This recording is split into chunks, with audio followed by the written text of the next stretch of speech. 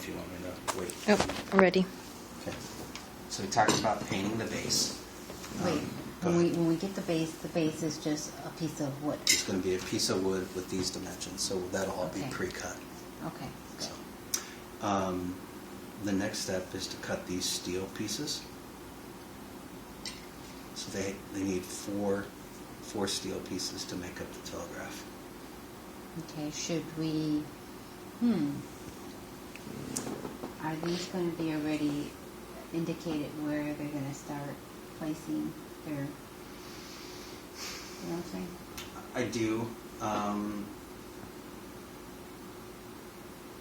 I mean, I'll have this here as a demo, so Right. I could always just put it side by side. Okay, well, you're going to start this one over here, and then try to put a pencil or something where they should put all of them, right? And again, what I suggest is, right, is you introduce the topic on the first day, that you kind of show them how this works and what it is that they're going to be building, so they get the sense of what it is that they're going to be making. You know, you can kind of explain that, you guys can explain the significance of the telegraph, right? Because I forget who I was telling about it. Somebody was asking me about this, but right before that, you had to send mail, and it could be several days to a week to get all the way across the country, right? When they invented the telegraph, when Morrison invented the telegraph, they could send messages instantaneously from the East Coast to the West Coast, and it revolutionized communication, first nationally, and then when they ran the transatlantic cable globally, because they could now send messages across the Atlantic Ocean to Europe. And then it was the precursor to the telephone and cell phones and the way we communicate today. And then you can demonstrate, you know, how the demonstration unit works, and explain, you know, how the Morse code works. And the easiest one that I found is SOS, right? Because S is 3 short pulses, so 3 dots, and then O is 3 long pulses, 3 dashes, and that's SOS. So this one is, right? Yep. And then there's 3. Long pulses. And then 3 short ones again. Yep, SOS. I want to get that out of that. In the curriculum, this website here is a Morse code translator. You can type in a message, and it'll play it back in Morse code. So again, I think that's something interactive you can do with the kids. It's like, okay, what's your name? In Johnny. Okay, we could type it in, as long as, I assume you guys have a laptop right. You can have access to, and make the Wi-Fi connection. But you know, type in their name and then hit play, and it'll play it back in Morse code. So they kind of get a sense for that.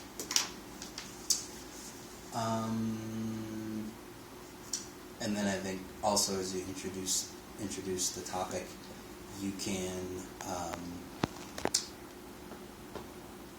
you know, if you had a chart for the Morse code alphabet, you could signal some and see if they can, as a group, figure out what it is that you're trying to communicate, right? And you can go letter by letter in the group for the younger kids, something like that. So, in any case, your question was about the steel pieces. The easiest way to do it, again, their steel pieces are going to have holes in it. So the best way to do this is to tell them how many holes to cut. I think this one is like 11. And I can actually, what we should do is, with a Sharpie marker, we'll write the number of holes on this one. That way you guys will have it as an easy cue for, okay, now you need to cut a piece that has, 12 holes, something like that. Okay.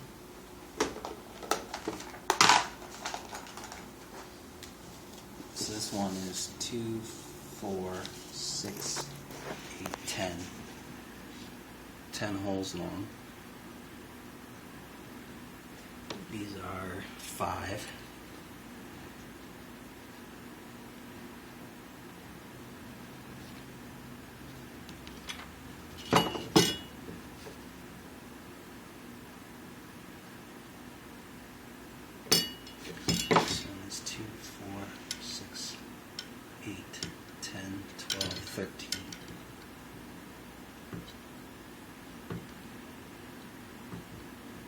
So they're making the holes, or do they come already like this? It'll come pre-stamped like this. Okay, So so this they're just each child will have a long section to cut into Okay, just to kinda cut into pieces. Do you just use regular scissors? It's going to be steel. It's going to be something more like this Okay. to cut, because it does take a little bit to get through it.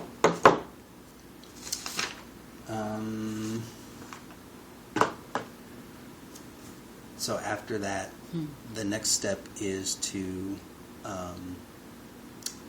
attach the steel pieces to the base, and that's again where they're going to use the drill. Exactly. So with the drill bit, what they'll do is they will drill pilot holes for each of the screws, and then they'll tighten the screws down. I think the key thing is that underneath the switch, this is the switch that turns the magnet on. They put one screw that the magnet comes in contact with, or that the metal piece comes in contact with when they press it down.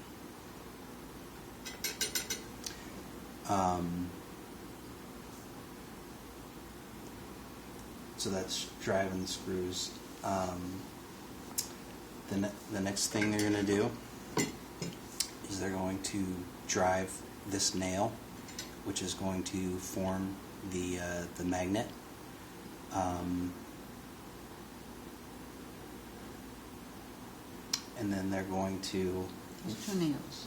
Right, there's 2 nails. The first one they're driving is this one. So they need to do this one first.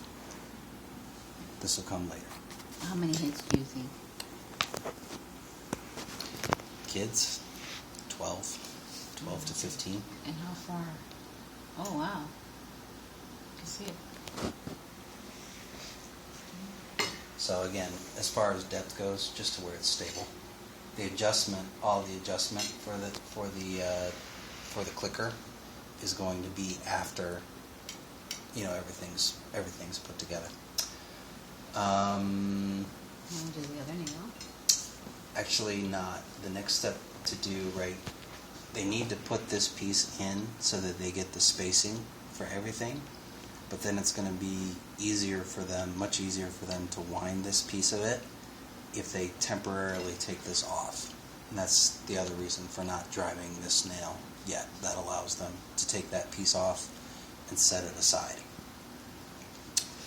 So then what they'll do is they will take their wire, and again, using the wire stripping technique that we talked about, they'll strip one end of it and make a shepherd's hook out of it, and wrap that around the screw head, and then tighten the screw head down there. I see that. That makes contact between this metal piece that's in contact with the batteries, right? So that current can flow through the wire when the switch is pushed down. Is this tight? That is tight. Okay. So what this is, it's 4 passes. So they go up once, down once, up again, down again, and then the other side comes over to this point.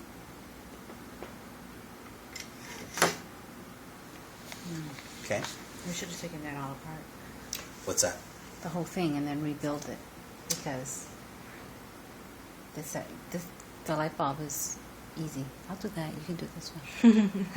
Now I've still got the breakdown for this, and again, you or both of you are welcome to come over to the house and have Warren build it up for Wanna you do based that? off of the His son is going to teach us how to the model. the model, so that we can do it. Yeah. So we leave out of there making this. And I had Zach unwind the magnet here, so that's all. There's no wiring. We'll take all the wiring apart, even though the only other piece of wiring is just the short one from the switch over to this side.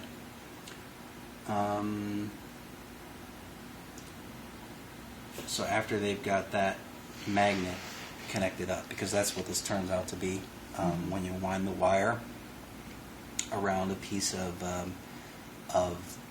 steel and currents flowing through the wire, it makes an electromagnet out of it. So once they've done that, then they can put their clicker piece back on. I call this the armature. They could put the clicker piece back on, and then they can drive this nail through the hole and able to stabilize the armature. And they're going to drag that through number 4 from the top going Correct. down. Yeah, that's a good spot for it. Again, it's not necessarily. It's a good place to start, and probably for specificity, probably want to tell them, okay, we're going to count 4 back, and we're going to put it there. The main thing is going to be the shape, and this will take some adjustment to bend this piece to get it close enough to the armature. You guys may have to move this back and forth a little bit because you don't want this to be super tight against this nail. Otherwise, the magnet won't be strong enough to pull down the clicker. So if you can see the tip moving, but it's not hitting the nail to click, the best place to start is with the positioning of this nail. Again, if you look at it, you can see that the strap, the armature, really isn't touching anything on there. It's just catching the armature when it rebounds up, kind of to hold it in position and stabilize it.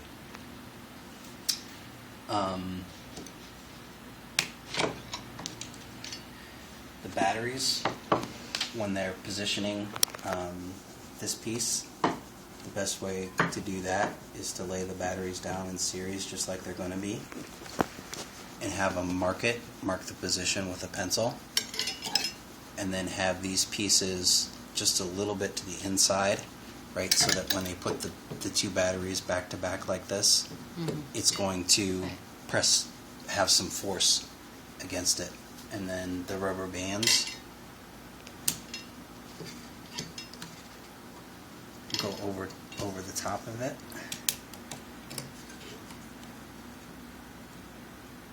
and then they should be good to go. And alright, so the last thing that they would do is then we'll have the Morse alphabet, like this size, printed out for them. And they can cut that out and lay it down, and then put a piece of white Scotch tape over the top of it, right, so that they have it to refer to in order to translate their stuff into Morse code. Okay. Now, where do we get this from? It'll be printed out. It'll be part of the supplies. Okay. So that's on the supply list. It's on the supply list? Right. And where's that on? What's that? Supply list is in Google Docs.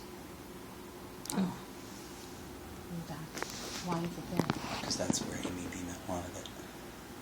Oh, I didn't know that. Yeah. And who's supposed to get that? We'll get it. Right. That's the thing we're going to share responsibility Right. for, so we'll divide it up. Amy still has to approve the supply list, but I will work with her to get that done ASAP so that we can get down to the point of actually purchasing the supplies and getting everything ready to go, because we're really at that point where we need to start gathering the supplies up into a bucket so that you guys have them available. Okay, and then money for that supply list? What are we doing with that?